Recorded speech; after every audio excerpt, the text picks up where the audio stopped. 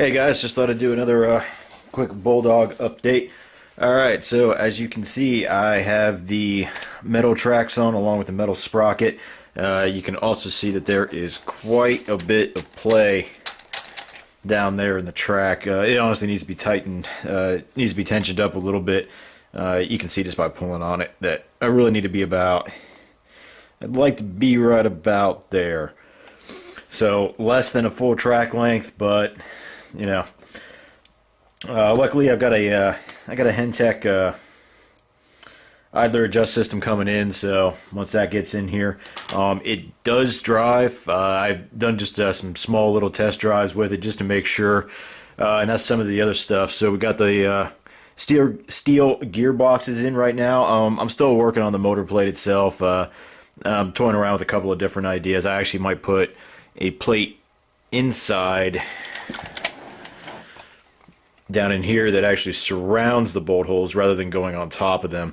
I haven't quite decided yet. I'll still get into that. And the inside tub. So I finally decided exactly how I was going to do it. Now, obviously, none of the electronics are down yet. No wire management has been even started yet. But essentially, this is what I'm going to do, and I'll also go into what I'm actually running in a second. So what I've got here is two L-angle pieces of aluminum. Just cut a small hole into them, just about the size of the post, and then I just pushed them down, cutting some more of the plastic off in between the post and the actual frame. That'll help stiffen it up itself. Let me get there we go.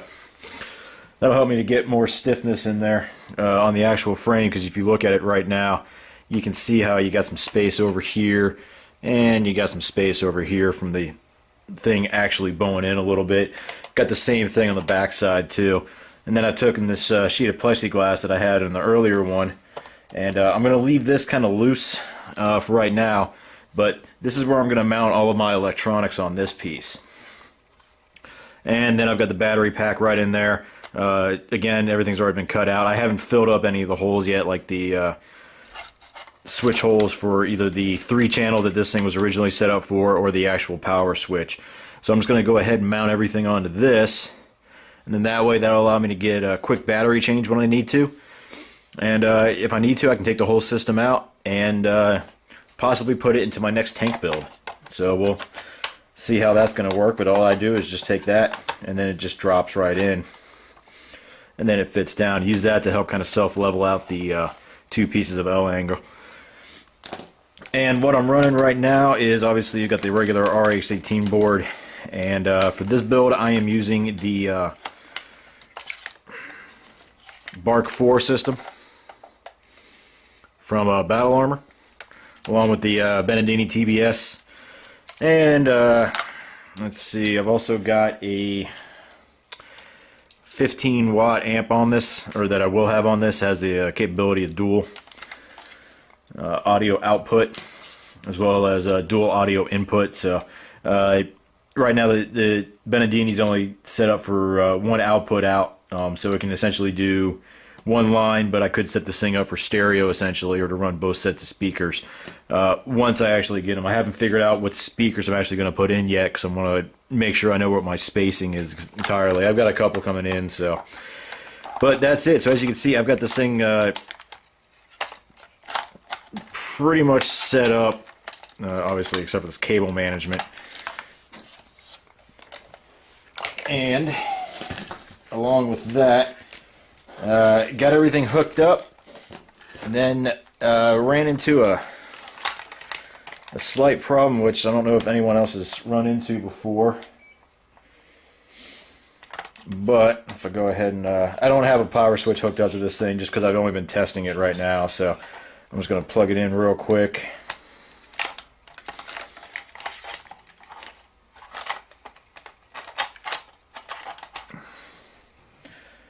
And then go ahead and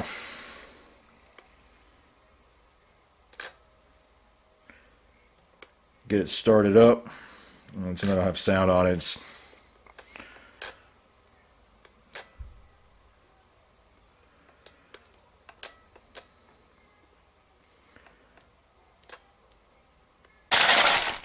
And there we go.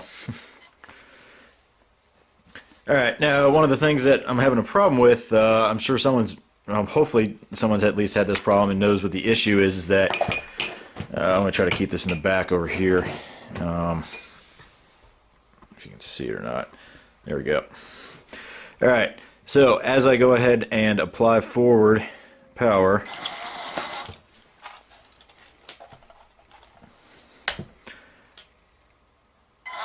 you'll notice that the tracks are moving backwards. So one of the things I tried was swapping out the battery motors. I double checked. I've got them in the right spot. It'll go forward just fine.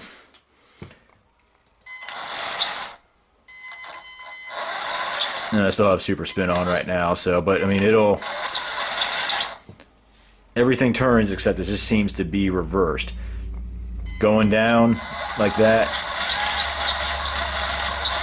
will get me to turn left.